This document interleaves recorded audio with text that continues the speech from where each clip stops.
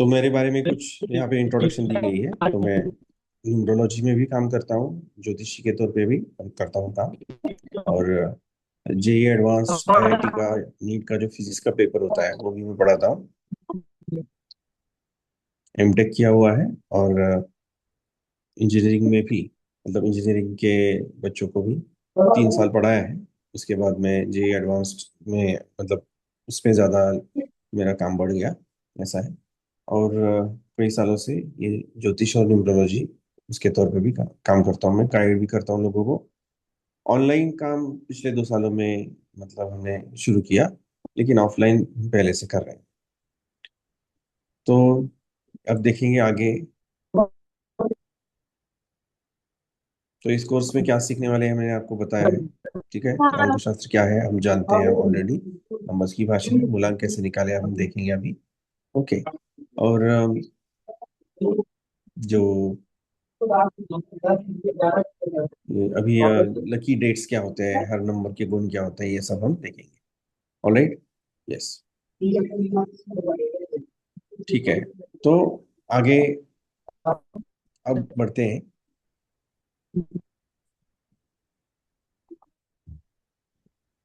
तो अंकशास्त्र, ओके। तो इसमें अंकों की ऊर्जा हम जानते हैं, और हर अंक एक फ्रीक्वेंसी है। उस फ्रीक्वेंसी के आधार पर किसी की पर्सनैलिटी, करियर या उनका लक फैक्टर कैसे होगा, ये सारी चीजें बताई जा सकती है। पर जब हम ये समझते हैं, उसके माध्यम से हम हमारे जीवन में ज्यादा अचीव कर सकते हैं। और जो हमारे लाइफ में जो बिना वजह का जो रेजिस्टेंस आता है, बिना वजह का जो स्ट्रगल आता है, उसको कम कर सकते हैं। स्ट्रगल तो हर किसी के लाइफ में स्वाभाविक होता है, लेकिन जो ज्यादा वाला जो स्ट्रगल होता है ना, जो जिसको हम बुलावा दे रहे हैं खुद से, वो हम बंद कर सकते हैं। Okay, yes. और हमारा काम बहुत आसानी से आगे बढ़ सकता है। तो न्यूमरोलॉजी में हम क्या करते हैं कि प्रकृति के नियमों को समझते हैं, और उन नियमों को समझते हुए उनके, मतलब उन नियमों को हमारी लाइफ में अप्लाई करके हम बेहतर रिजल्ट्स पाने की कोशिश करते हैं, उनसे रिजल्ट्स मिलते हैं। Okay, yes. तो यूनिवर्सल लैंग्वेज है, जैसे हमने बोला कि जैसे म्यूजिक यूनिवर्सल लैंग्वेज होती है, या body language is universal language. Okay. तो उसी तरह नंबर्स की भाषा है। ओके। तो सारी दुनिया में, मतलब जो भी अंक होते हैं वो सेम सेम होते हैं। तो पूरी दुनिया में, ओके, चाहे वो कौन सी भी भाषा बोलने वाले लोग हो, कौन सा भी देश हो, अंक वही होते हैं। तो अंक एक वैश्विक भाषा है। तो उस भाषा को समझने से हम हमारी लाइफ में अच्छी तरह से आगे बढ़ सकते हैं। ओके। तो बहुत सारी मतलब यूनिवर्सल लैंग्वेजेस होती हैं, और नंबर्स की भाषा उनमें से बहुत अहम भाषा होती है। ठीक है। तो जो इस ब्रह्मांड के जो रहस्य है, और हमारी लाइफ के जो रहस्य हैं, सक्सेसफुल होने के लिए जो लगता है, ये सब हमें यहाँ पे मिल सकता है। ओके। तो साइकिल्स, तो जैसे ये पूरी सृष्टि की साइकिल्स में चलती है, इसके बारे में बात कर चुके हैं, तो मैं क्विकली आगे बढ़ूंगा। ओके। तो संख्याओं का चक्र है 1 से 9, और उसके बाद दोबारा 1 से 9 ही चलता है। जैसे कि 10 से आप 18 तक जाओगे, तो सिंगल डिजिट टोटल कर देना, तो 1 2 3 4 5 6 7 8 9 ही आएगा। तो हर बार ये वही वही संख्याओं का चक्र चलता रहता है। ठीक है। यस। तो ऋतुओं का चक्र है, और दिन और रात का चक्र चलता रहता है। ऑलराइट। तो हम कह सकते हैं कि ऐसे अलग अलग जो साइकिल्स हैं, वो हमारी जिंदगी का हिस्सा है, और वो रिपीट होते रहते हैं। वह उसी तरह हमारे लाइफ में इवेंट्स, घटनाएं भी रिपीट होती हैं, अलग अलग स्वरूप में आती हैं, लेकिन उनका जो बेसिक नेचर होता है वो सेम होता है। तो हम हमारी लाइफ में क्या कब होने वाला है, उसके प्रेडिक्शंस, उसकी संभावनाएं पहले ही बता सकते हैं। ठीक है। तो जल चक्र भी है। तो जो भी देखिए, ये सृष्टि चक्र के रूप में, एक साइकिल के रूप में चलती रहती है। तो रिपीटिशन संसार का नियम है। तो किसी ने अगर ये पैटर्न जान लिया, तो आगे क्या होगा वो बता सकता है। ठीक है। तो ये प्रेडिक्शंस का आधार है। ओके। तो हमने ये भी बोला था कि 1 से लेकर 9 तक जो हम बेसिक आंकड़े हैं, अंक हैं, उनमें अपने आप में उनका कुछ ना कुछ मतलब होता है कि नहीं? तो वो मतलब क्या है? हमने देखा कि शुरुआत हो, ओके, एक मतलब शुरुआत है, नौ मतलब समाप्ति है, और बीच में भी जो पड़ाव होते हैं वो अलग अलग अंकों के द्वारा उनको रिप्रेजेंट किया जाता है। ठीक है। यस। आगे बढ़े हैं। देखिए, अब लक को प्रभावित करने वाले फैक्टर्स कौन से होते हैं? तो एक तो इंटरनल फैक्टर्स हैं और कुछ एक्सटर्नल फैक्टर्स हैं। तो हमने उनकी भी बात करी, और उनमें से आपने देखा कि मूलांक, भाग्यांक, राशियांक और नामांक, ये आपकी बर्थ डेट से आते हैं, तो ये अंदरूनी फैक्टर्स हैं, क्योंकि ये आप ही से आते हैं। तो ये बहुत ज्यादा मैटर करते हैं आपकी लाइफ में, या आपका जो, जिसे आप बोलेंगे, आपका भविष्य तय करते समय इनका प्रभाव ज्यादा होता है। और बाकी भी जो कुछ घटक होते हैं, बाकी फैक्टर्स होते हैं, उनका भी प्रभाव आप पे पड़ता है, क्योंकि जिस नेबरहुड में के आप रहते हैं, आपके आसपास का जो भी है ना, आपके आसपास जो कुछ भी है वो भी आपको प्रभावित करता है, और आपकी आपकी जिंदगी को प्रभावित करता है। ओके। तो तौर तरीकों को तो हम बोल सकते हैं कि इन मेनी वेज हमारे जो एक्सटर्नल फैक्टर्स हैं, हमारे जो इर्द गिर्द है, उसका प्रभाव हम पे पड़ता है। तो उससे भी आपके भविष्य का आकार तय होता है। ओके। आपका भविष्य उस वहां पे शेप होता है। जैसे कि प्रॉपर्टी नंबर, जिस घर में आप रहते हो, क्योंकि उस घर में बहुत सारा समय आप बिताते हो, तो वहाँ के वाइब्रेशंस भी आपके ऊपर उनका असर डालते हैं, और गहरे तौर पे डालते हैं। आपके पार्टनर का नंबर, वो बिजनेस पार्टनर हो या फिर लाइफ पार्टनर हो, मैरिज पार्टनर हो, ठीक है, तो उन उनके जो अंक होंगे, मूलांक भाग्यांक होंगे, तो वो भी आपको प्रभावित करेंगे जब आप उनके साथ जुड़ेंगे। ठीक है। तो और जो वाहन है, जो व्हीकल आप यूज करते हैं रेगुलरली, वो भी आपके भाग्य पर असर करता है, उसका नंबर।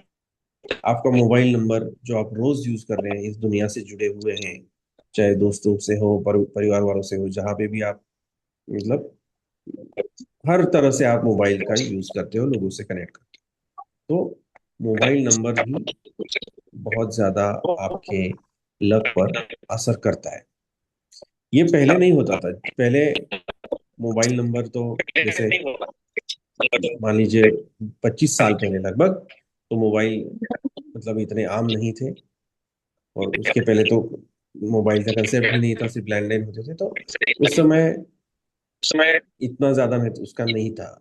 लेकिन समय के साथ कुछ चीजों का महत्व बढ़ता है। ओके। समय बदलता है, तो आपके भविष्य को प्रभावित करने वाले फैक्टर्स भी बदलते हैं। तो समय के साथ हमको चलना है। समय के साथ हमें ये भी देखना होगा कि किसी का भविष्य देखते समय या खुद का भविष्य देखते समय जो पुराने कैलकुलेशंस हैं वो आज काफी नहीं है, नए कैलकुलेशंस को भी लेके आने की जरूरत है। ठीक है। यस। तो जैसे कि नए नए जो फैक्टर्स हैं, मोबाइल नंबर एक बहुत बड़ा फैक्टर उभर के सामने आया है पिछले 10-15-20 सालों में, जो पहले इतना मैटर नहीं करता था। ठीक है। और बिजनेस नेम नंबर भी है। अगर कोई बिजनेस करता हो तो उसके कंपनी का नेम, फिर उसके कंपनी का नेम नंबर क्या आता है, वो सब हम आगे देखेंगे कि नेम नंबर कैसे कैलकुलेट किया जाता है। ओके। और जिस शहर में आप रहते हो, तो उस शहर का भी कुछ प्रभाव आपके भाग्य पर होता है। ओके। इसीलिए कुछ लोगों का भाग्य प्लेस चेंज करने से अचानक खुल जाता है, किसी का खराब हो जाता है। ऐसी दोनों तरह की चीजें आपने देखी होंगी। ठीक है। और जिस तरह से आप जुड़ते हैं लोगों के साथ, तो किसी का शादी के बाद भाग्य खुल जाता है, किसी का नहीं खुल पाता है, या जैसे अलग अलग लोगों से जब आप जुड़ते हो, एक तो शादी के माध्यम से जुड़ सकते हैं, दोस्ती के माध्यम से, गहरी दोस्ती के माध्यम से जुड़ सकते हैं, और होता है बिजनेस पार्टनर, उस माध्यम से जुड़ते हैं आप लोगों के साथ, या फिर आपके कलीग्स होते हैं आपके ऑफिस में जहाँ पे आप जॉब करते हैं, तो उन लोगों के साथ जुड़ने से भी आपका भाग्य बदलता है, या फिर किसी की डेथ हो जाए फैमिली में तो भी आपका जो पहले जुड़ाव था वो खत्म हो गया उस व्यक्ति के साथ, तो आपका भाग्य बदलता है। अगर फैमिली में किसी बच्चे का जन्म होता है उससे भी भाग्य बदलता है। राइट। शादी होती है तो भी बदलता है, डिवोर्स होता है अगर तो भी बदलता है। तो इस तरह से जो भी हमारे साथ जो जुड़ाव होते हैं, मतलब अटैचमेंट और डिटैचमेंट जो भी हमारे साथ होती है लोगों की, उनसे भी हमारे भाग्य पर गहरा असर उसका डलता है। ठीक है, आगे बढ़ते हैं।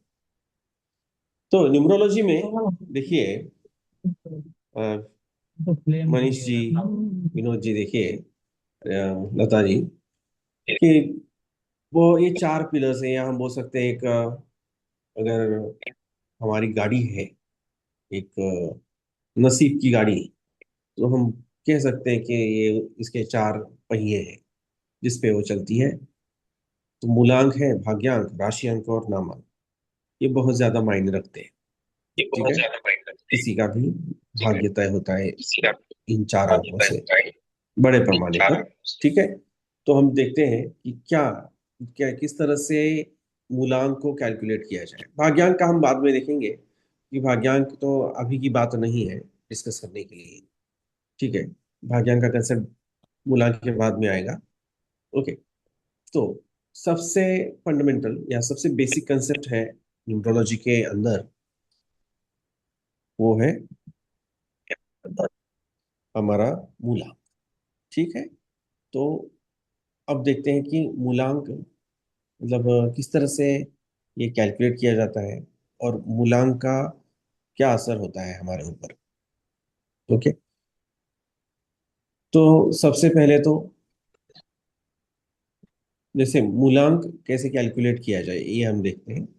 फिर मूलांक की विशेषताएं क्या होती है, मूलांक से कैसे मदद मिलती है हमें किसी भी व्यक्तित्व को समझने में, वो मैं बताऊंगा आपको। ठीक है, तो सबसे पहले जैसे ये अंक है, मतलब ये जन्म तारीख है 19/5/1988। अब ये इसमें आपको क्या देखना है मूलांक के लिए, केवल तारीख देखनी है। मतलब महीना और जो साल है उसको छोड़ देना है, केवल तारीख, बस तारीख देखें। ठीक है, और तारीख अगर सिंगल डिजिट वाली हो, जैसे कि 1 2 3 4 5 6 7 8 9, इनमें से कोई भी हो तो जो भी तारीख है वही उनका मूलांक हो गया। अगर जन्म तारीख है मान लीजिए 9 अक्टूबर, तो 9 ही उनका मूलांक हो गया।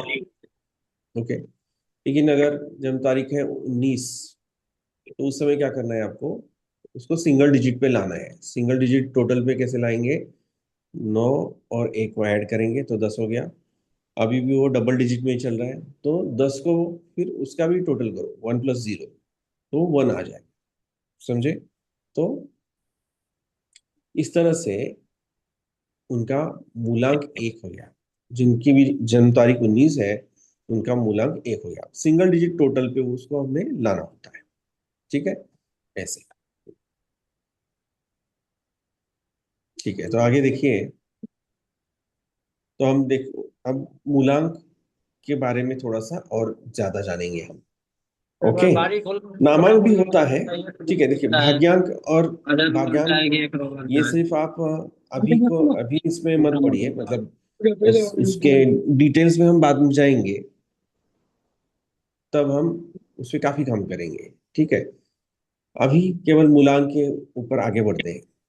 ठीक है, बस अभी इतना ही याद रखिए कि मूलांक के साथ साथ भाग्यांक भी होता है और राशि अंक भी होता है, जो एक किसी भी व्यक्ति के साथ जुड़ा हुआ होता है। ये 3 नंबर्स उसके जन्म तारीख से हमें मिलते हैं। उसमें से मूलांक कैसे कैलकुलेट किया जाए हमने अभी पता कर लिया है। नामांक भी होता है, वो उस व्यक्ति के नाम के आधार होता है, मतलब नाम के आधार पे उसको कैलकुलेट किया जाता है। वो भी एक नया विषय है, उसको बाद में देखा जाना चाहिए, क्योंकि हम एक एक पहलू को समझते हुए आगे बढ़ेंगे आराम से। ठीक है, ऐसा है। तो अभी हम बस क्या है उसका ग्लिम्स आपको दिखा रहे हैं, एक है ना, उसको उसकी झलक बस दिखा रहे हैं कि और क्या क्या है। हम मूलांक में ही अभी थोड़ा गहरा जाने वाले हैं, बाकी अंकों का हमें सिर्फ एक झलक चाहिए। ओके, तो नामांक तय करने के लिए ये चार्ट यूज होता है। ये चार्ट क्या है, किस तरह से आया, ओके, ऐसा ही क्यों है, ये सब हम, ओके, उसका साइंटिफिक रीजन क्या कुछ है क्या, ये बहुत सारे उसके पहलू हैं, उनमें हम बाद में जाएंगे। ठीक है, यस। राष्ट्रीय अंक भी मैंने जैसे बोला कि उसकी भी एक झलक आपको दिखा रहे हैं केवल, कि वो भी आपकी जन्म तारीख से आएगा। आपकी जन्म तारीख से 3 अंक आते हैं, मूलांक, भाग्यांक और राशियांक। ओके, और आपका नामांक है वो आपके नाम से। तो इस तरह से ये 4 जो अंक है आपसे गहरी तरह से जुड़े हुए होते हैं। तो राशि अंक भी, है ना, इस चार्ट से निकाला जाएगा। तो वो भी कैसे निकाला जाएगा हम आने वाले लेक्चर में देखने वाले हैं आराम से। ओके, तो ये होते हैं अंक। ओके, मेन उस चार्ट को कैसे पढ़ना है और कैसे आपका मूलांक, सॉरी, आपका राशियांक वहां से कैसे निकालेंगे, वो सब हम वहां पे दिखा देंगे। और मैं बताऊंगा आपको, अच्छी तरह से बताऊंगा, डोंट वरी। और एक बात है कि ये स्टेप बाय स्टेप ही जाना जरूरी होता है। Okay, yes. तो अब हम आते हैं कि नंबर्स और प्लैनेट्स का क्या संबंध है। ओके, कौन से अंक के साथ कौन सा ग्रह जुड़ा हुआ है, ये हम देखना चाहते हैं। ठीक है, यस। तो यहाँ पे आप लिस्ट में देख लीजिए कि नंबर 1 है, तो वो है सूर्य। ओके, नंबर 2 से रिलेटेड होता है चंद्र। तो ये सारे क्या है, स्वामी ग्रह है, मतलब ये सारे रूलिंग प्लैनेट्स हैं। समझे आप, इस तरह से। तो उनको रूलिंग प्लैनेट्स क्यों बोला गया है? और सबसे पहले ये भी मैं आपको बता दूं कि यहाँ पे सूर्य को ग्रह को बोलते हैं। ग्रह मतलब वो जो हम विज्ञान में, या जिसको बोलते हैं खगोल शास्त्र, एस्ट्रोनॉमी में जो ग्रह का अर्थ है, वहाँ वहाँ पे अलग है, और यहाँ पे उसका अर्थ अलग है। ओके, जो जिनको जो खुद रोशनी देते हैं, ऐसे जो ये ऐसे जो हेवनली बॉडीज हैं, एस्ट्रोनॉमिकल बॉडीज हैं, उनको स्टार्स बोलते हैं, है ना। और जिनको खुद की रोशनी नहीं होती, जिनके पास, उनको ग्रह या प्लैनेट्स बोलते हैं। तो ऐसे सूर्य तो तारा है, या जिसको हम बोलेंगे सूर्य क्या है, स्टार है। ओके, तो फिर उसको प्लैनेट क्यों बोल रहे हैं?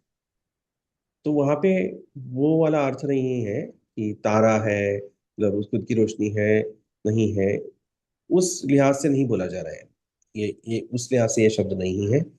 अर्थ है ये कि ग्रह मतलब ग्रहण करने वाला, ग्रह मतलब समथिंग दैट कंज्यूम्स यू, ग्रहण करने वाला मतलब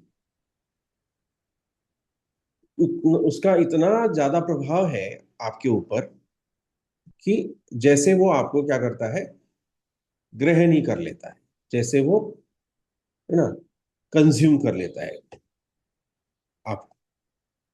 इतना बड़ा उसका क्या है, प्रभाव है या साया है आपके ऊपर। ऑलराइट, तो सूर्य भी बहुत प्रभाव डालता है। ओके,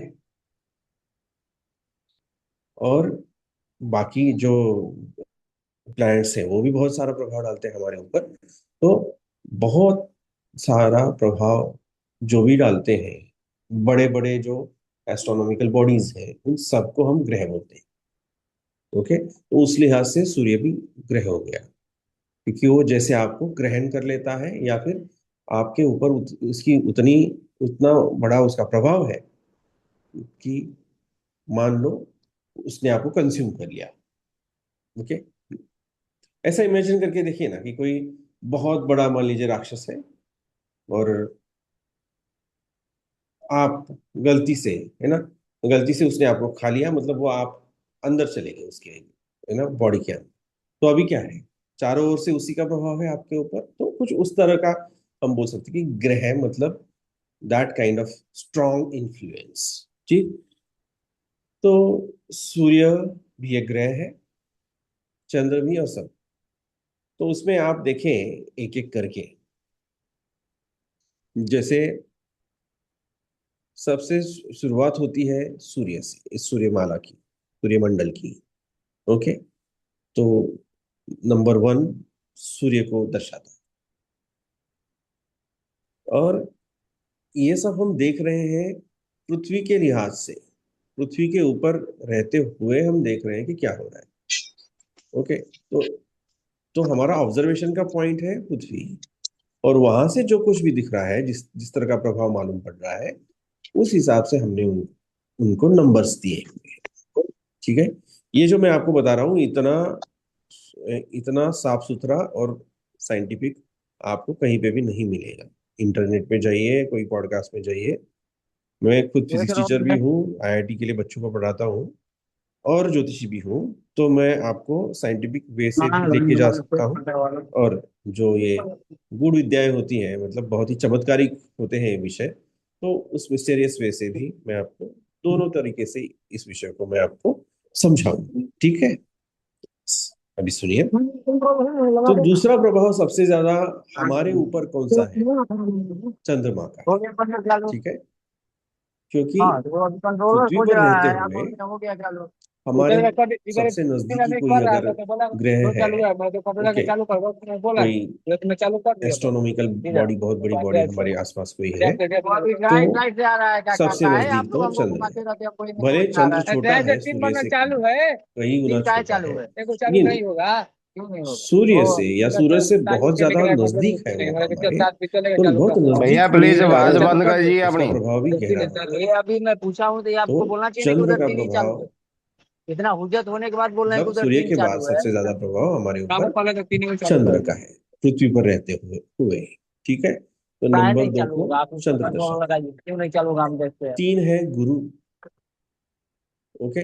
गुरु मतलब जुपिटर, जिसको अंग्रेजी में बोलते हैं। तो गुरु का प्रभाव सबसे ज्यादा, मतलब 3 नंबर पे सब जो आता है वो गुरु क्यों आता नहीं है? चालू क्योंकि होता है तो इनको बोल रहा गुरु है, बहुत ही बड़े साइज का ग्रह है। बोल रहा बाहर निकला हुआ है। तो नहीं लगे, आगे में लगा है। हम कह तो सकते हैं इस सूर्यमाला में, इस सूर्यमंडल में सूर्य के बाद सबसे ज्यादा अगर कोई बड़ा ग्रह है तो वो गुरु है। ओके। तो पूरी सूर्यमाला है ना, पूरे जो सूर्य को छोड़ दीजिए, बाकी सारे ग्रहों को एक साथ मिला लिया जाए तो भी, ये जो जुपिटर है वो उनसे 2.5 गुना बड़ा है। तो अगर सूर्य का बाद कोई बहुत बड़ी चीज है इस सौरमंडल में तो वो है गुरु ग्रह। बहुत ही बड़ा ग्रह है, साइज में भी, वजन में भी सबसे ज्यादा है। ओके, सूर्य के बाद बोलना आपको, तो उसका प्रभाव भी बहुत ज्यादा है। ओके। इस सौरमंडल में रहते हो, तो वो उसको 3 नंबर पे लेते हैं। चार है राहु। अब राहु क्या है कि राहु कोई, मतलब राहु का हम बोल सकते हैं उसको एक शैडो प्लेनेट माना जाता है, छाया ग्रह। मतलब वो रियल प्लेनेट नहीं है वैसे। उस समय देखिए उसको ऐसे बोला बच्चों गया को था खाना कि वो देखने रियल नहीं प्लेनेट पड़ेगा। नहीं है। लेकिन जो भी राहु अपेक्षित था कि ये ऐसा ऐसा राहु होगा कहीं, या मालूम पड़ता है कुछ ऐसा प्रभाव इस सौरमंडल में है आसपास, तो वो उसकी खोज बाद में कर ली गई है। ओके। और लगभग लगभग मान लीजिए 200-250 साल पहले, 1750 के आसपास बोल सकते हैं हम, कि राहु की खोज कर ली गई है, जिसको हम यूरेनस बोलते हैं। ओके। और वो छाया ग्रह इसलिए भी है क्योंकि वो बहुत दूर है सूरज से, तो वहां पे सूरज की रोशनी पहुंच नहीं पाती है, तो इसीलिए वो अंधेरे में रहता है। ओके। तो उस कारण भी हम, मतलब जो पुराने जो ये थे, पुराने जो क्या हम बोल सकते रिसर्चर्स थे, उनको नहीं मिल पाया था, क्योंकि उनके पास उतने बड़े टेलीस्कोप्स या ये सारी चीजों का आविष्कार नहीं हुआ था। तो ये प्लैनेट्स बिना दूरबीन के नहीं दिख सकते हैं, मतलब पृथ्वी से दिख ही नहीं सकते, आप सोच भी नहीं सकते कि ऐसा कुछ होगा। ओके, लेकिन उस समय जो भी ये जो रिसर्चर्स रहे होंगे वो बहुत होशियार रहे होंगे, बहुत ही वो सयाने रहे होंगे, क्योंकि उनको पता चला कि हम और कुछ ग्रह तो होंगे लेकिन हम उनको देख नहीं पा रहे हैं, लेकिन होंगे तो सही, ये उन्होंने भाप लिया था। ओके, और बाद में जो भी उन्होंने समझा था उसकी पुष्टि भी हुई। राहु, उस प्लैनेट को, उस प्लैनेट का आविष्कार हुआ, वो हमें पता चला, उसको हम यूरेनस बोलते हैं अंग्रेजी में। ठीक है, उसके बारे में भी बात करेंगे। यूरेनस काफी इंटरेस्टिंग चीज है, बहुत ही मजेदार है उसका कंसेप्ट। ओके, तो वो आने वाले लेक्चर्स में बात में करूंगा, और वो आपको किसी भी किताब में नहीं मिलेगी, किसी भी यूट्यूब वीडियो, इंस्टाग्राम में कहीं पे भी नहीं मिलेगी। या दावे के साथ मैं बोल सकता हूँ, जो कहीं कोर्स कर लीजिए आप, वहां पे भी इतना साइंटिफिक आपको नहीं मिलेगा, क्योंकि मैंने खुद रिसर्च करके ये सब निकाला है। ओके, और इन सबको जोड़ के मैं अभी आपको पढ़ा रहा हूँ। Okay, yes. तो अब ये है बुध। तो राहु का प्रभाव भी बहुत गहरा रहता है, और राहु भी बड़ा प्लेनेट है, लेकिन वो पृथ्वी से काफी दूर है, तो उसका भी प्रभाव काफी ज्यादा है। क्यों ज्यादा है, वो हम नंबर 4 की जब बात करेंगे डिटेल में तब समझ में आएगा। बुध है 5 नंबर पे। तो वैसे सूरज के सबसे नजदीक तो बुध ग्रह है। ओके, लेकिन हमारे लिए हम बोल सकते हैं कि बुध ग्रह का जो इन्फ्लुएंस है वो नंबर 5 की तरह है। नंबर 5 और बुध ग्रह का जो, बुध ग्रह की जो प्रॉपर्टीज है, उसका जो स्वभाव है, इनमें आपको काफी समानताएं मिलेंगी। ठीक है, बहुत बड़ा इंटरेस्टिंग है ये सब कि आंकड़ों का भी कुछ स्वभाव होता है, अंकों का स्वभाव होता है, और वैसा ही स्वभाव इन ग्रहों का भी है। ओके, बहुत इंटरेस्टिंग चीज है ये सारी। उसके बाद है नंबर 6 पे। नंबर 6 जिसको अलॉट किया गया है वो है शुक्र ग्रह, मतलब वीनस प्लेनेट। ओके, तो वो भी हम देखेंगे कि शुक्र का प्रभाव, मतलब 6 नंबर का प्रभाव रहता है वो, मतलब अ, मूलांक या जो भी है, कि शुक्र से संबंधित जो अंक होता है वो 6 होता है। और शुक्र की जो प्रॉपर्टीज है, शुक्र के गुणधर्म, शुक्र के गुण और नंबर 6 के गुण एक जैसे होते हैं। तो फिर आता है 7वां, मतलब केतु। केतु, हम बोल सकते हैं कि केतु भी एक छाया ग्रह है। वो जब ये रिसर्च हुआ था, ज्योतिष वाला रिसर्च जब हुआ था पुराने जमाने में, तो उन लोगों को केतु, उन्होंने बस उसके अस्तित्व को पहचान लिया था कि कहीं ना कहीं सौर मंडल में कोई ऐसा प्रभाव है, जिसको उन्होंने केतु बोला था। और उनको छाया ग्रह करके, मतलब वो ऐसे कि ये प्लैनेट दिखते नहीं है, इस तरह से छोड़ दिया था। लेकिन भले उन्होंने उन प्लैनेट्स को खोजा नहीं उस समय, लेकिन उसके अस्तित्व को उन्होंने पहचान लिया था कि कोई कोई तो है इस सौर मंडल में जिसका इस तरह का प्रभाव है। ओके, और बहुत मजेदार बात यह है, साइंस के लिहाज से देखा जाए तो, कि केतु की भी खोज हो चुकी है। ओके, जिसको हम नेपच्यून बोलते हैं, और उसकी खोज भी काफी रिसेंट है, 1850 के आसपास। ओके, तो मतलब अभी हम बोल सकते हैं 150 पौने 200 साल हो गए उसको। केतु के बारे में पता चला हमें, वो नेपच्यून है। ठीक है, नेपच्यून नाम का प्लैनेट है, वो भी बहुत दूर है, इस सूर्यमाला के लगभग एंड पे है वो। ओके, और केतु काफी सारी मिस्टेरियस, ओके, मिस्टेरियस चीजों का स्वामी माना जाता है, उसका कारण माना जाता है, रहस्यमयी बातें जो भी होती है। और क्यों होना, देखिए ना कि वो कहाँ पे है, इस सौर मंडल के एंड में है, इतना एंड में है कि मतलब उसको पहले भी देखा गया था, जैसे गैलीलियो ने 400 साल पहले उसको देखा था दूरबीन से देखते हुए। लेकिन उसको तो लगा कि वो किसी, मतलब वो सौर मंडल के बाहर वाला कुछ होगा, ऐसा उसको लगा, कोई स्टार होगा। लेकिन वो इतना दूर है कि गैलीलियो ये सोच भी नहीं पाया उस समय, 400 साल पहले, ये जो हम बोल सकते हैं एक बहुत ही अग्रणी साइंटिस्ट थे गैलीलियो। तो उनको तो लगा कि ये तो सौरमंडल का हिस्सा तो हो ही नहीं सकता, ये कुछ अलग लग रहा है। तो वो है भी अलग, केतु यूनिक होता है। केतु सबसे दूर होता है, भीड़ एक बाजू में और केतु दूसरी बाजू में होता है। और वो उस ग्रुप में होके भी अलग होता है, वो ग्रुप में होके भी नहीं होता। ओके, तो केतु सूर्य या क्या इस सौर मंडल में है और नहीं भी, मतलब है, लेकिन इतना दूर है कि वो अपना अलग से रहता है। समझे? तो ये सारी प्रॉपर्टीज आप देखेंगे, और नंबर 7 की प्रॉपर्टीज भी वैसी होती है, यूनिक होती है। आप देखेंगे जो 7 आश्चर्य है, आश्चर्य के साथ 7 नंबर को जोड़ा गया है। तो 7 तो वाकई वंडर्स का नंबर है, आश्चर्य का नंबर है।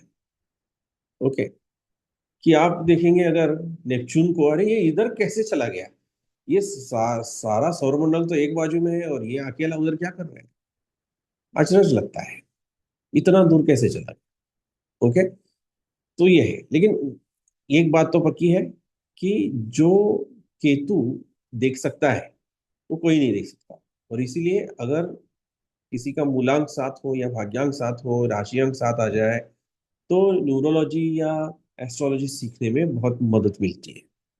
आपका नहीं भी होगा तो भी आप न्यूमरोलॉजी ज्योतिष सीख सकते हैं, अच्छा कर सकते हैं, ऐसी कोई बात नहीं है कि नहीं कर सकते।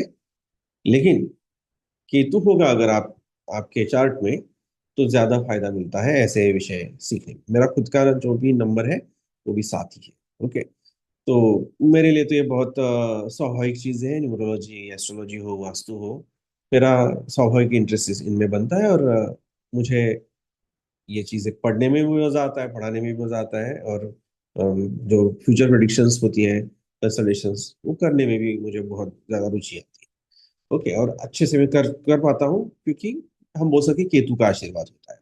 ठीक है। और ऐसा केतु क्यों कर पाता है? क्योंकि केतु मतलब जो देख पाता है वो कोई नहीं देख पाता, क्योंकि सौर मंडल के एंड में है।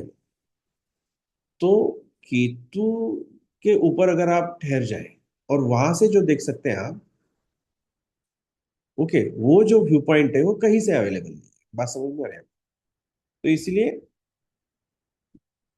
इसलिए हम बोल सकते हैं कि ज्योतिषी या न्यूमरोलॉजिस्ट के लिए केतु अगर उनका अच्छा हो, तो मतलब जो ज्योतिषी या न्यूमरोलॉजिस्ट बनने के बहुत अच्छे योग होते हैं आपके आपके लिए। ठीक है, ऐसा, क्योंकि ज्योतिषी या न्यूमरोलॉजिस्ट को क्या करना है, वो भी ऐसा देखता है, कुछ ऐसी चीजें वो देख पाते हैं, समझ पाते हैं, जो किसी को भी नहीं दिखती। ठीक है, तो इंट्यूशन का कारक भी कौन है? केतु। ठीक है, अभी देखते हैं 8 नंबर पे है सैटर्न। ओके, सैटर्न है, तो देखिए सैटर्न मतलब शनि, शनि महाराज। तो शनि महाराज मतलब एक तरह से अंधेरे के कारक माने जाते हैं। ओके, तो सूर्य और शनि, इनको दो, हम बोल सकते हैं दो छोर की तरह देखा जाता है। कि सूर्य मतलब उजाले का कारक है, और शनि मतलब अंधेरे का कारक, ऐसा स्ट्रगल का कारक भी बोल सकते हैं आप। ओके, तो सैटर्न नंबर 8 पे आता है, और नंबर 8 देखिए आप, उसमें बहुत ज्यादा घुमाव है, ऐसा ऐसा ऐसा घूम रहा है। तो ये काफी इंटरेस्टिंग चीज है कि नंबर 8 मतलब बहुत ज्यादा स्ट्रगल रहता है, बहुत ज्यादा मतलब घटनाएं घटती हैं लाइफ में उनकी, बहुत टेढ़े मेढ़े मोड़ आते हैं, ऐसा। तो 8 जिस तरह से लिखा जाता है वो भी देखिए, है ना, वो जो आप बाजू में लिखा है ना 8, अंग्रेजी लिपि में, वो 8। और सैटर्न का स्वभाव, शनि महाराज का स्वभाव भी वैसा ही है। और और इतना घुमावदार है, तो उस पे आप बहुत तेज नहीं चला सकते, तो शनि की चाल होती है धीमी। ओके, तो हम बोलते हैं कि शनि महाराज लंगड़े हैं, ये सब। तो ये एक तरह से समझाने का तरीका है। वो स्लो जाते हैं तो लंगड़े हैं, ऐसा ऐसा हो गया। और उसके लिए फिर कथाएं रची गई है। ओके, इस तरह से। अब देखिए कि इतने सारे घुमाव रहेंगे, इतने सारे टेढ़े मेढ़े मोड़ रहेंगे, तो कोई कैसे फास्ट चलेगा? फास्ट चलेगा तो नुकसान होगा ना उसका। स्लो चलने से ही उसका फायदा है। ठीक है। तो ये सारी चीजें जुड़ी हुई है एक दूसरे, बहुत बढ़िया से आप देख सकते हैं कि शनि स्लो है। ओके, वो आंकड़ा भी वैसा ही है, वो आंकड़ा भी स्ट्रगल को दर्शाता है। ओके। और शनि की जो पोजीशन है सूर्यमाला में, मतलब इस तरह से है कि शनि और शनि के आगे अंधेरा ही शुरू होता है। और शनि क्या है कि शनि पे बहुत ज्यादा ज्यादा तूफान चलते रहते हैं, वो वैसा ग्रह है। और उसके बाजू में एक रिंग भी है, शनि महाराज के बाजू में, कि वो जो शनि जो प्लैनेट है, तो शनि तक पहुंचना बहुत मुश्किल होता है, क्योंकि वो रिंग मतलब क्या है, वो बहुत सारे ऑब्जेक्ट्स उसके अराउंड घूम रहे हैं उस रिंग के अंदर में, है ना। तो हम बोल सकते हैं कि इतने सारे तूफान आते हैं, दिखने में बहुत अच्छा दिखता है वो प्लेनेट, लेकिन एक्चुअल में क्या है कि बहुत ज्यादा संघर्ष देता है। और इतने ज्यादा तूफान और इतना ज्यादा अंधेरा है उधर कि वो मतलब थमने का नाम ले लेता है। लेकिन ये बात भी है कि उसका कोर बहुत स्ट्रांग। तो जनरली जिनका शनि होता है, जो नंबर 8 के जातक होते हैं, 8, 17, 26, जिनका जन्म है, तो वो जनरली स्ट्रांग लोग होते हैं, मैच्योर होते हैं, क्योंकि मतलब बहुत सारा स्ट्रगल वो झेल सकते हैं। ठीक है। 9 देखेंगे, मार्स है। मार्स मतलब क्या? मार्स मतलब मंगल। ओके, तो मंगल क्या है कि हम बोल सकते हैं, मंगल एक मतलब समाप्ति की ओर ये इसका नंबर आता है मंगल का, ऐसा। तो क्योंकि 9 नंबर पे क्या होता है कि वो एक नंबर साइकिल खत्म होता है। तो अलग अलग तरीके से आप इसको देख सकते हैं कि 9 मतलब क्या है कि वो लाल रंग का ग्रह है। और वो उसको काफी लाल रंग मतलब फिर उसको एनर्जेटिक इस तरह से देखा जाता है, मतलब ये पृथ्वी के दृष्टिकोण से हम देख रहे हैं उसको। ओके। तो वो बहुत ज्यादा एनर्जी का नंबर है, कंप्लीशन का भी नंबर है, मतलब चीजें वहां पे कंप्लीशन में जाती है। क्या हो सकता है कि जिसका नंबर 9 हो, वो उसको बहुत कुछ मतलब वो चीजें आती हो, ऑलराउंडर बंदा हो, काफी चांसेस होते हैं ऐसे। ओके। तो ये हो गया मतलब मास के बारे। और मास हमको कैसे दिखते हैं कि वो लाल है, एनर्जी है, तो उसको हम योद्धा की तरह देखते हैं, तो या सेनापति की तरह देखते हैं। ओके। तो ऐसे लोग जो होते हैं उनके पास एनर्जी भी अच्छी होगी, और उनके पास एक लड़ने का दमखम भी होता है। और काफी हम बोल सकते हैं वो ज्यादा जुझारू लोग होते हैं। ठीक है। तो ये मैंने ऊपर ऊपर से आपको बताया है कि कौन से नंबर हैं, कौन से प्लैनेट से जुड़े हुए हैं। और इस बारे में मैं इतना ज्यादा डीप अभी नहीं जा रहा हूँ कि नंबर का शेप देखिए कि एक को कैसे लिखा जा रहा है वहां पे देखिए। ओके। दो को कैसे लिखा जा रहा है, तो उस जिस तरह से लिखा जा रहा है उसमें भी उसकी जो विशेषताएं हैं वो सम्मिलित है। ओके। अपने आप उसको देख के पता चल जाता है। बड़ा मजेदार है ये सब। ओके। तो हम अभी देखते हैं, मूलांक के हिसाब से 1 बाय 1 अभी देखना शुरू करेंगे। ठीक है, अभी बस मूलांक एक देखेंगे। बोले, और रुकेंगे आज के लिए, क्योंकि हाँ,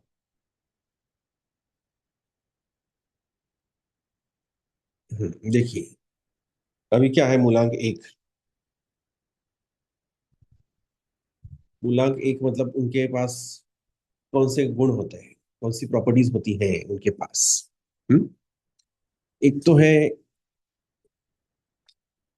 कि ये नेतृत्व क्षमता रहती है। जैसे सूरज है, तो सूरज से ही इस सौर मंडल की शुरुआत हुई थी, तो वो किसी भी बात को शुरू कर सकते हैं अच्छे से, मतलब इनिशिएशन कर सकते हैं, लीडरशिप कर सकते हैं। और उनके साथ मतलब लीडरशिप होने के कारण कारवां चलता रहता है उनके साथ, काफी लोगों के साथ मेल जोल कर सकते हैं वो। ओके, उनका सोशल सर्कल बड़ा कर सकते हैं। फिर सूरज है तो काफी उसके इर्द गिर्द ये सारे प्लैनेट्स घूम रहे हैं, तो उसका काफी हम बोल सकते हैं बड़ा सर्कल है अपना। ओके, तो फ्रेंडली रहते हैं इस तरह से। तो ये आप देखेंगे कि सूरज की जो भी प्रॉपर्टीज है, सूर्य की प्रॉपर्टीज, वो सारी सूर्य की प्रॉपर्टीज आप देखेंगे कि यहाँ पे जो नंबर 1 के जो लोग हैं उनमें भी आप देखेंगे उनका जन्म, जिसकी किसी का भी जन्म अगर 1, 10, 19 या फिर 28 तारीख को हुआ हो तो उनका मूलांक 1 है। ओके, 28 को जोड़ के देखिए, 2+8 क्या होता है, 10 आ जाता है। 10 को फिर से जोड़िए, 1+0 तो 1 आ जाता है। तो ये 4 तारीख कौन सी, 1, 10, 19 और 28, इन पे अगर आपका जन्म हो किसी भी महीने की तारीख हो तो आपका मूलांक 1 हो। और जो सूर्य में जो खूबियां हैं, अच्छे गुण हैं, बुरे भी गुण हैं, वो दोनों तरह के गुण आपके अंदर फिर मिलेंगे। समझे? तो अच्छे गुण हमने देखे, तो उसको उसकी दूसरी साइड भी देखिए। ओके, तो आपको बुरे गुण पता चल जाए। अच्छे गुण जैसे अब कि सूर्य बहुत क्या है, डिसिप्लिन्ड है। ठीक है, उसके उगने का समय, उसका है ना, ढलने का समय जो हो, या रोज आता है वो, ऐसा नहीं कि किसी दिन छुट्टी ले ली उसने। तो ऑर्गेनाइज्ड है, डिसिप्लिन्ड है, ये अच्छे गुण है उसके। और बहुत वर्कोहोलिक है, अपना काम तो करता ही रहता है वो। बोले, वो बहुत ही फोकस्ड है अपने काम के ऊपर। हम्म? और क्या है कि इस पूरी सृष्टि को जीवन देता है, तो जीवन दाता भी है। ओके, और बोल सकते हैं कि ऐसे ही इसी तरह ये मुलांके के लोग होते हैं। ठीक है, उनमें नेतृत्व होता है। और मतलब ऐसा नहीं फिर भी कि हर किसी के पास होगा। लगभग आप देखेंगे अगर 100 लोग हैं जिनका मूलांक 1 है, तो उनमें से लगभग 80% लोगों के पास आपको लीडरशिप क्वालिटीज मिलेंगी। सबके पास मिलेंगी ये भी जरूरी नहीं है, समझा? लेकिन जनरली मिलेंगी। ओके, 80% लोगों के पास तो मिलेंगी। बस ये आप देखेंगे कि कोई लोग उनका इस्तेमाल कर रहे हैं, कोई नहीं कर रहे हैं। ओके, किसी में वो क्वालिटीज मतलब अच्छी तरह से एक्सप्रेस हो पा रही हैं, और किसी में वो क्वालिटीज है लेकिन वो सप्रेस्ड है। तो अगर कोई मूलांक 1 का व्यक्ति है लेकिन उस वो लीडरशिप नहीं कर रहा है, हर जगह छिप जा रहा है, ओके, लीडर होने से बच रहा है, उसको मौका तो मिल रहा है लेकिन नहीं ले रहा है उस मौके को, तो फिर वो अपना लक खराब करेगा। ठीक है, तो अगर आपका मूलांक 1 है तो लीडरशिप आपके लिए नेचुरल है। वो लीडरशिप जरूरी नहीं कि कोई बहुत बड़े पैमाने पे लीडरशिप हो। आप अपनी गली में भी लीडरशिप कर सकते हैं, गांव में लीडरशिप कर सकते हैं। ओके, या कोई स्कूल में पढ़ रहा हो तो अपने क्लास की लीडरशिप कर सकता है। ऑलराइट, या आपके आपका 8, 10 दोस्तों का ग्रुप हो, 4, 5 दोस्तों का ग्रुप हो, तो उसमें वो लीडर होगा। समझे? तो कौन से पैमाने पे वो लीडरशिप करेगा, डिपेंड करेगा। लेकिन उसमें वो गुण होंगे, उसको मौके भी मिलेंगे, और जो मौके को हाथों हाथ लेता जाएगा उसको और बड़े मौके मिलेंगे। ऐसा होता है।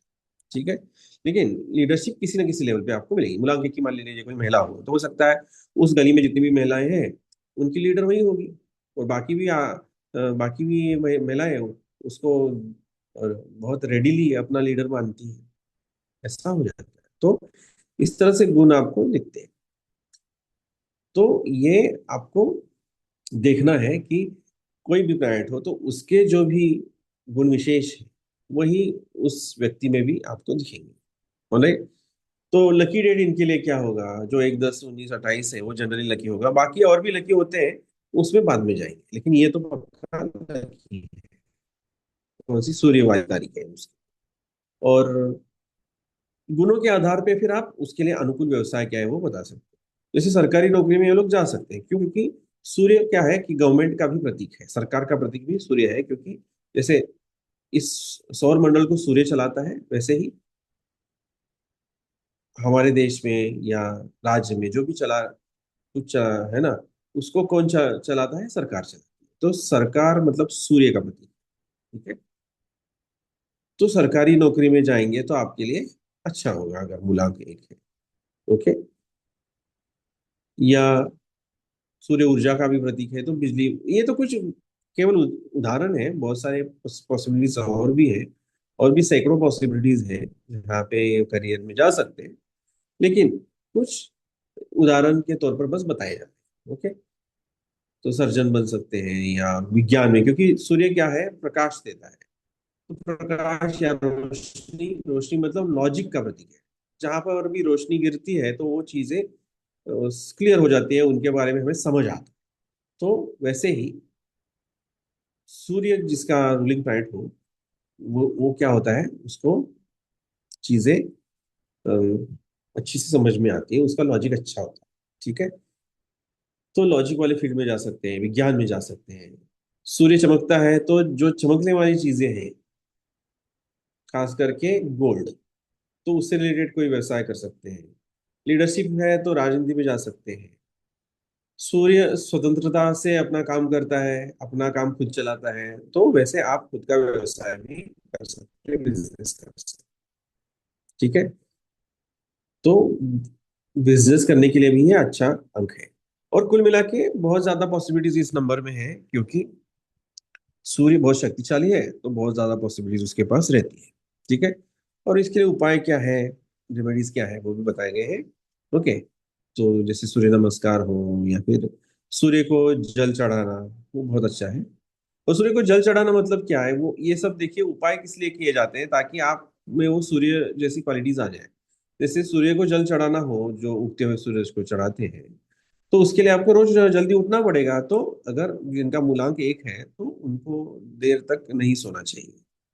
ओके, उन्हें सूरज के साथ खुद भी उठ जाना चाहिए, तो उनका भाग्य ज्यादा अच्छा रहेगा। और उसी का बहाना क्या है वैसे, आपको उसका भी साइंस है, फायदा मिलता है सूर्य को जल चढ़ाने से। लेकिन सूर्य को जल चढ़ाने में सबसे मेन पर्पस क्या है, कि आप जल्दी उठें, सूरज के साथ आप अपना तालमेल बिठा लें। ओके, तो ये उसका मेन पर्पस है। ओके, तो और भी फायदे होते हैं, लेकिन उसमें मैं अभी नहीं जाना चाहूंगा कि सूरज को जल चढ़ाने से क्या क्या साइंटिफिक बेस पे फायदा है। लेकिन मेन तो है कि आप सूरज के साथ सिंक्रनाइज रहिए, सिंक में रहिए। ओके, सूर्य नमस्कार करें। ओके, गायत्री मंत्र भी सूर्य का ही मंत्र है, या तेज का मंत्र है। तेज मतलब प्रकाश का मंत्र है। ठीक है, तो वो कर सकते हैं। और सूरज पिता का भी प्रतीक होता है, क्योंकि जैसे हम बोल सकते हैं, ये सौर मंडल किसने, किसके कारण बना हुआ है, सूरज के कारण, सूर्य के कारण बना हुआ है। तो सूर्य का प्रतीक हमारी फैमिली में कौन होते हैं, हमारे पिता। ठीक है, सो पिताजी का आपको सम्मान करना चाहिए। ठीक है, तो यहाँ पे अभी रुकना चाहेंगे हम, क्योंकि समय समाप्त हो गया है। और मराठी में भी होता है ये कोर्स होता है, अंग्रेजी में भी होता है। अभी अंग्रेजी में इस महीने में नहीं चल रहा है, अगले महीने में अंग्रेजी में भी होगा। Okay, yes. तो अभी हम इसी के साथ रुकना चाहेंगे। स्क्रीन शेयरिंग को रोकता हूँ। ओके, तो स्क्रीन ब्रॉडकास्टिंग को मैंने रोक दिया है। और हाँ, विलास जी, हम फिर कल मिलते हैं। मनीष, मनीष जी, और कौन है, ओके, और कौन से मेंबर हैं, विनोद जी। ठीक है, so that's it for now. And कल हम देखेंगे, और भी मूलांक देखेंगे, और वो उनको किस तरह से जोड़ा गया है ना, मतलब ग्रहों के साथ कैसे जोड़ा गया है, और वो समझेंगे हम। लाइक, इसमें कोई मेमोराइज करने वाली बात नहीं है। मेमोराइज करना इस सब्जेक्ट में गलत अप्रोच होगा। तो हम देखेंगे कि किस तरह से ये सब साइंटिफिक एक्सप्लेन्ड होता है, और किस तरह से दिमाग लगाना है, और अपना इंट्यूशन भी कैसे तेज करना है। क्योंकि किसी भी न्यूमरोलॉजिस्ट को, या ज्योतिषी हो, टैरो रीडर हो, उनको इंट्यूशन उनका अच्छा होना चाहिए, जो इस नॉलेज से भी परे होता है, इससे भी सुपीरियर लेवल का नॉलेज होता है, जो अंतर्प्रेरणा से आता है। ओके, तो वो किस तरह से उसको मतलब नर्चर किया जाता है, उसको संवारा जाता है, और अपनी इंट्यूशन को पावरफुल कैसे किया जाता है, उसकी बात भी हम करेंगे आने वाली लेक्चर में। चलिए, दैट्स इट फॉर टुडे। मिलेंगे कल।